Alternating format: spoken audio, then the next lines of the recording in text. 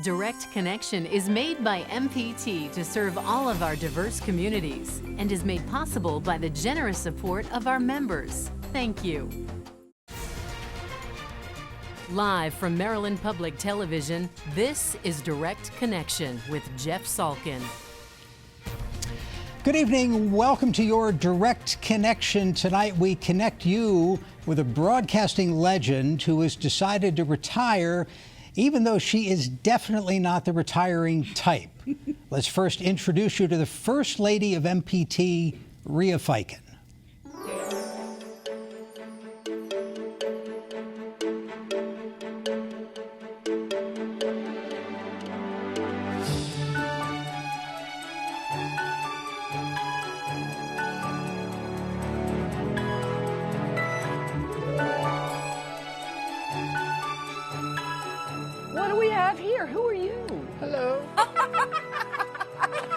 She is the grande dame of Baltimore television, a legend in the industry. For 5 decades, millions of Marylanders have welcomed this warm and charming woman into their homes and their lives. They've been moved by her passion for the arts and touched by her wit and wisdom. And they've pulled out their wallets and supported a cause because this lady asked them to. Rhea Fiken's career on the screen began on the stage. Her years at the University of Maryland saw Rhea Mermelstein in many theater productions. She loved the theater, but her practical side saw her earn a degree in speech therapy. And when the Baltimore School District needed someone to go in front of a camera and teach kids how to speak better, she leapt at the chance. Who better than Betty Betterspeech? Right over here, we have something that every little girl would have to have for her home, an iron. I wonder if you can listen carefully as I say it. Iron. Hear that in it? Iron. From the WBAL TV studios, it's time to visit Miss Rhea and Sunshine. Rhea Fiken's fame would become inextricably linked to 2 co-stars, odd creations of 10 ounces of fur and fun. Kids couldn't get enough of it, and the station was soon receiving 1,000 letters a week. And when a major oil company wanted to sponsor regional weathercasts, Miss Rhea teamed up with another cozy creation named JP to show us the highs and lows. It was a lovely, almost summer day. Yeah, it sure was, and a perfect one to gaze at all the beautiful changing colors of the leaves on the trees in the park. Eventually, Rhea Fiken found her way to Maryland Public Television, where her ease with the camera and charming demeanor made her a natural in a new series called Consumer Survival Kit. But her fundraising skills, first honed on TV telethons, I mean, we'll give you anything you want. Just call us, Mix will and you? match. soon made her a huge plus on the station's pledge drives. She had a talent for making the phones ring, because viewers sensed that she loved and believed in what she was selling. Rhea Fiken, a woman of timeless beauty, a warm and wonderful human being, and truly a treasure of Maryland Public Television. And now the person who wrote that piece, Rhea Fiken. Hi, Jeff. Thank you. It was nice seeing that. That was awfully flattering and 100% correct. You know, this is a bittersweet interview because it's always so much fun to talk, but you're actually serious about this retirement. Yeah, I think the time has come. You know, what is it? The time has come, the walrus said, to talk of many things. Well, it just seemed like the right time, you know. I used to say I'm getting old, but my daughter has corrected me in saying, no, Mother, you're old. And she's right, I am old. And I wanted to leave while I was still loving what I was doing and that people still liked watching me and the station still wanted me to work, and it wasn't going to be like, when is she going to leave? So they won't be able to do that. Ageless and timeless. Let's go back to the beginning. Okay. So you didn't aspire initially to be a broadcaster? I wanted to be an actress. Oh, so wanted to be an actress. I was in lots of plays all my life and certainly in college. But my father was very practical, and he said, you can't go to college to learn to be an actress. You're already an actress. You have to go to college to learn to get a job. So I did, and that's where the speech pathology came from. Right. Served you well. It did, and it was just a wonderful accident because the FCC decided that a station should donate some time, and WBAL decided that they were going to do something for in-school viewing. I was a speech therapist in my first or second year of it, and they said, who wants to do it? No extra money, just do it on your own time, but you'll be on television. My hand went up immediately. That's great. So that's it. It was one of those great accidents. One of the things I noticed watching that 3-minute clip is I think there were 4 separate puppet interviews. Yeah.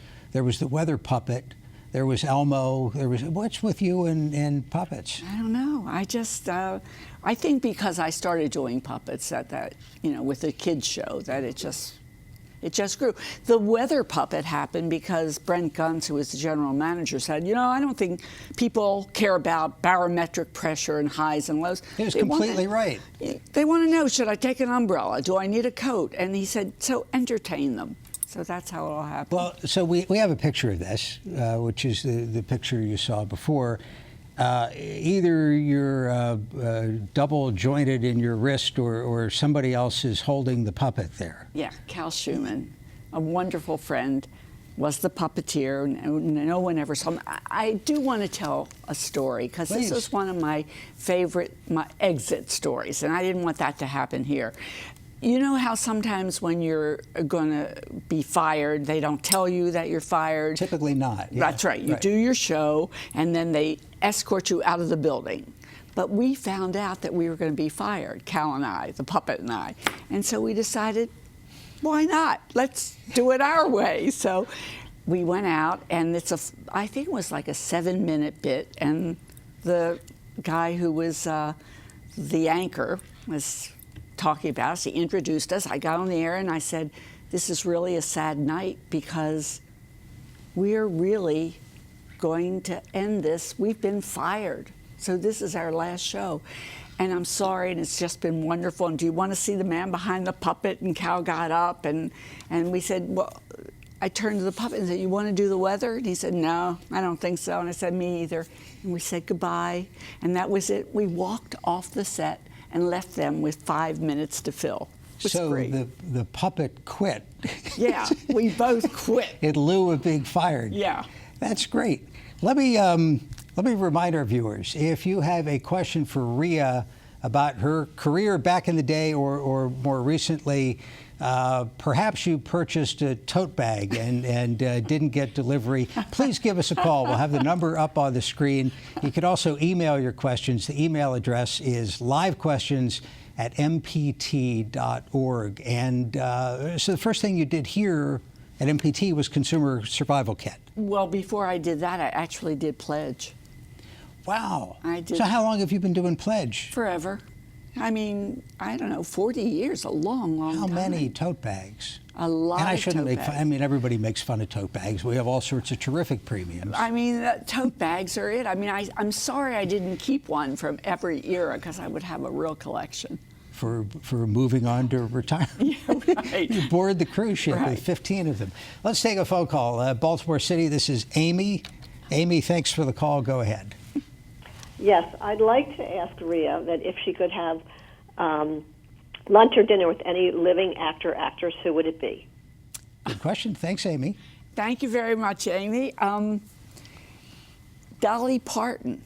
I would love to spend some time with her. I think she's amazing. A hoot, great talent. Great talent, smart as she can be, and a real good person. You know how sometimes you just know someone is really nice? I think she is. The other person would be James Corden, who's on the Late Night. Yeah, Ball of Fire. He's just a genius. taken off. He is just a genius. And there are a couple hunky guys I wouldn't mind having lunch or dinner with, but we won't go into that. All right, Harford County, this is Joe. Joe, thanks for the call. Go ahead. Joe, you're on. What's your question? Hi. In a tribute to Rhea's ability to fundraise, I'm 68 years old. she asked a bunch of kids to send in popsicle sticks, which they would glue into, like, chip bowls. I was wondering if she remembered how many popsicle sticks she got nailed into the face. I don't remember how many, but there were a huge amount of popsicle sticks, really. I remember that very well. I mean, they filled bins bigger than this desk. Did you have an actress or actor that was a role model? When you were dreaming, when I was a little kid, I watched Walter Cronkite. And one of my earliest memories. I mean, I wondered how he memorized all that stuff and didn't quite understand the teleprompter yet. But did you have somebody you wanted to be? No, I really didn't. I mean, I never wanted to be like Kukla, Fran, and Ollie, and I didn't.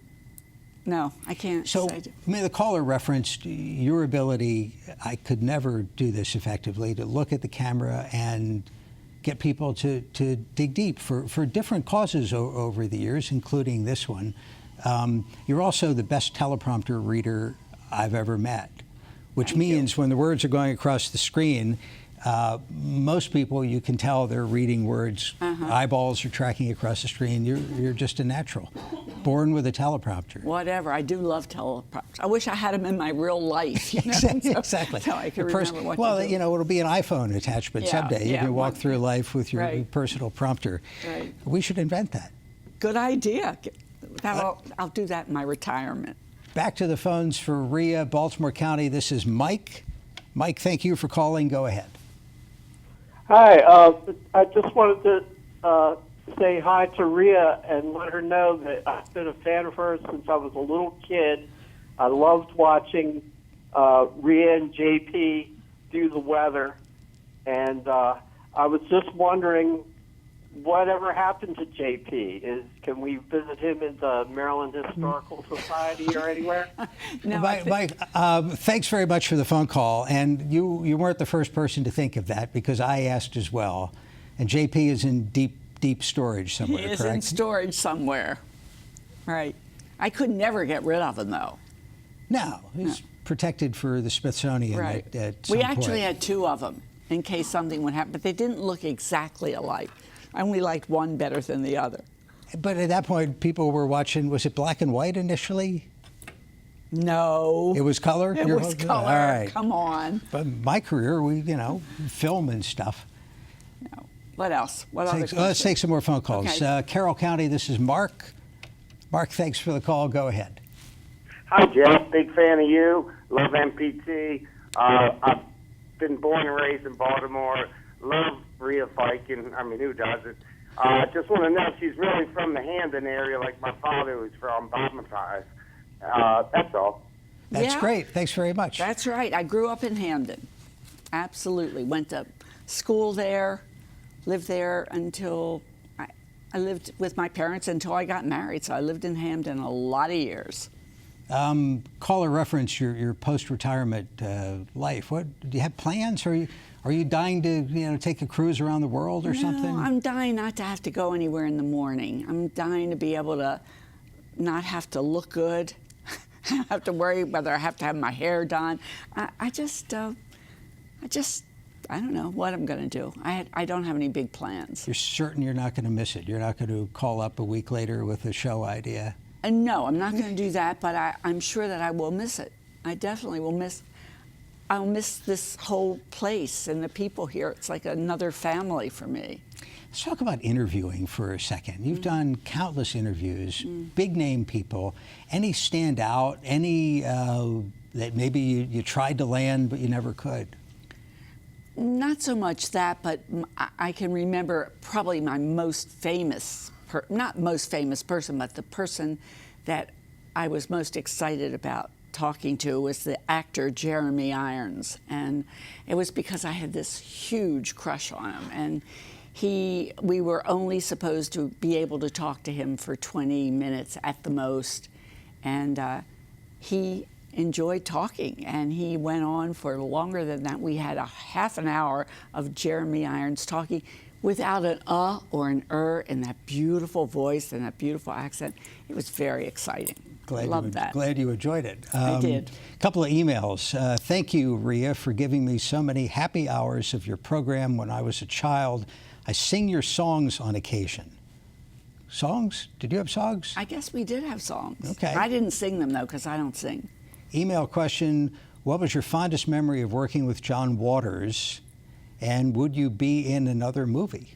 Oh, I would love to be in. I love John Waters. He's a great friend of mine, and it was so much fun being in his movies. And, you know, being in Hairspray, I actually had the best line in the movie Hairspray, because I had Ricky Lake, and she was with her big hair, and I just looked at her. You were the teacher. I was the teacher, and I said, that is not a hairdo, that's a hair don't.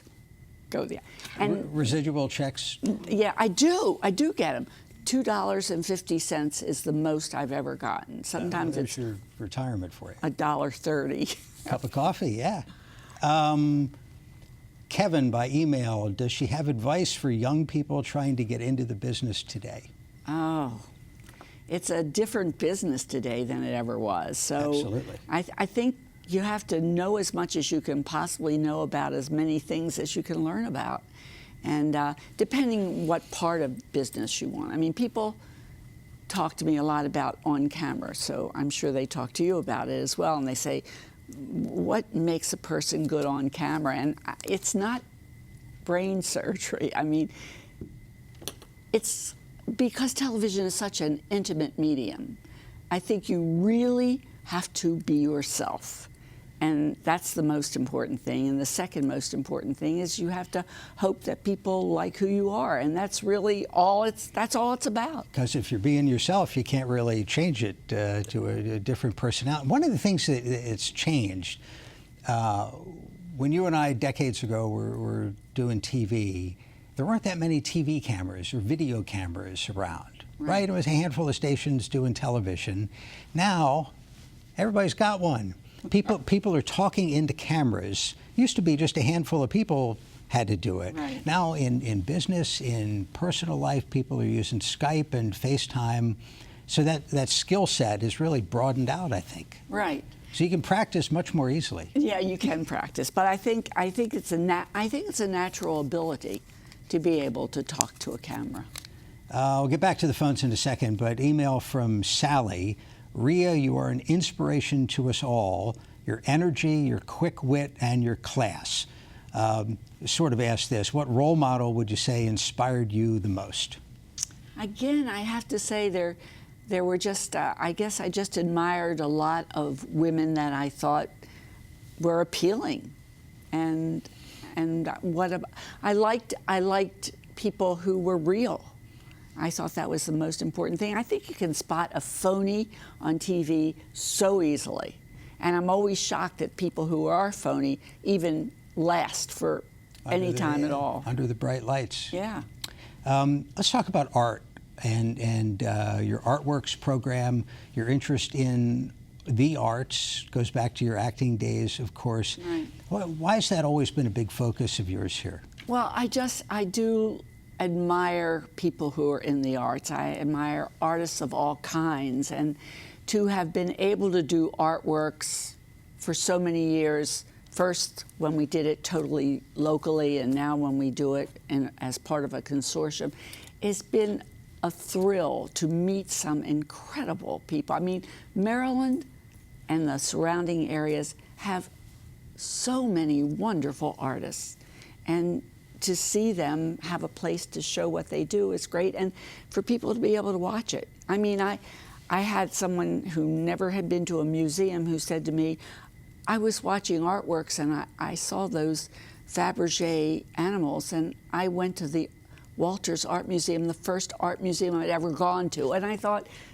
that's what we can do on television. That's what we give people, an opportunity to experience the arts in so many ways. Power of public broadcasting, too. Yeah, absolutely. Back to the phones, Baltimore City. This is Dee. Dee, thank you for the call. Go ahead. Thank you so much. First and foremost, I wish to thank Rhea so much for her dedication and her devotion to the arts here in Baltimore City. Absolutely. Thank you. I wish to thank Rhea for her dedication to Baltimore City as well as the state of Maryland.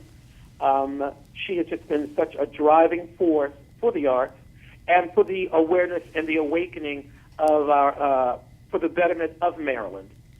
And I have to state that I finally met Rhea at a dental office when her friend needed an appointment.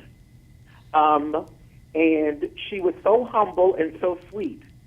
And I couldn't wait to get home to tell my mother, but what made me even more excited is that she gave me her personal cell phone number. And she said, well, guard that carefully. Yes, indeed. Thanks very much for the phone call. You can't go anywhere, can you?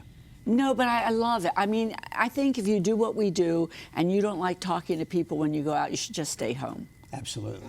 I mean, I love when people are really nice about it. I mean, they don't want to bother you. They just want to say whatever they have to say. I love it. I'm going to miss that. Do you think when I'm retired, nobody will talk to me?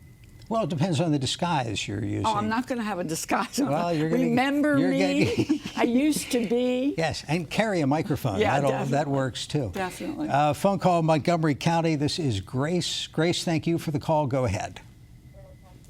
Hello? Yes, what's your question? I want to tell her that I went to Maryland University and she was in the same place. And I remember all the shows that she performed at Maryland. Yeah. It was fun.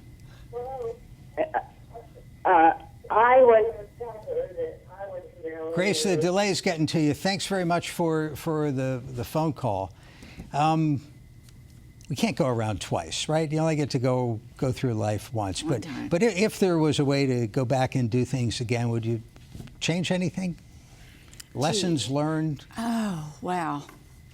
I don't think so. I mean, I used to want to be an actress, and I was in the first play at Center Stage. Well, you were one of the founders of Center Stage. And I was a founder, but I was also in the first play, and they had 4 professional actors. And I have to pat myself on the back. I was smart enough to know that I was not ever going to be as good as they were, and I could never lose myself enough to be somebody else. And so, fortunately, I found television where you can be yourself. As my husband told me, my late husband, who was an actor, saw me one night, was watching something, and I came home. He says, "You're really such a good actress." I said, What are you talking about? He said, "You are. You can only do one part, but you do it very well." And that's the story. It's the role of a lifetime, That's really. right, that is. Let's take a call from Anne Arundel County. This is Ruth. Ruth, thanks for the call. Go ahead. Okay, thank you. What's your question? I'd like to know more about her family. She mentioned her daughter. All right, thanks very much. Thank you for asking. I have a daughter who lives in California. Her name is Jennifer, and she's a wonderful person and a beautiful person and very smart. And she's married to Troy. I have a son named Danny, married to Mary. They are both physicians. They are now living in Switzerland. And I have 2 grandchildren. A grandson named Benny, who just turned 16, and a granddaughter, Yala, who will be 14. That's the family. Email question from Anne. Can Rhea talk about her fabulous jewelry? I see she has my favorite Baltimorean designer, Betty Cook's necklace on tonight. Right. Can really somebody identify? It's great. Well, when you see Betty Cook, you know it's Betty Cook, yeah. I love jewelry. If I had a huge amount of money, I would spend it on jewelry. But in the meantime, I love costume jewelry a lot, too. So that's a happy coincidence. Yes. Back to the phones, Baltimore City. This is Darlene. Darlene, thanks for the call. Go ahead. Darlene, are you there? Yes, I am. What's your question? Oh. Hi.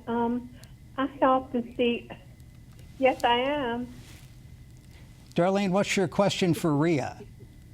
Oh, hi. My question is, I know that she works a lot with Everyman Theater. So, Okay, you're getting a feedback loop. But we can ask about Everyman Theater. I never worked with I go to Everyman Theater. I was in plays at Center Stage. That was the only time and Theater Hopkins. I did act there as well. I just got another email question about your necklace. Unbelievable. It's another necklace. Let's see. You are the most stylish woman on TV. This is yet another email. Thank you for all your hard work through the years. Is that something that came naturally? I mean, when it was you and the puppet, were you as focused on what? Being stylish? No, I don't think so. I think I learned what looked okay on me and stuck to that. You know, I wear a lot of jackets and things. And, you know, in the early days of television, you couldn't wear checks and you couldn't wear stripes and you couldn't wear white, all those things. Now, not so much. You can sort of wear anything. So I just try to wear things that I feel comfortable in, and I do love jewelry, and people do talk to me about my jewelry a lot. Well, nobody has emailed to ask this, but I was thinking about asking your age, but unfortunately, we're down to 15 seconds. So all I can do is thank Rhea Fiken for being with us. Congratulate her on her retirement. Thanks so much. And thank you. It's really been fun. Thanks for watching Direct Connection, and have a good night.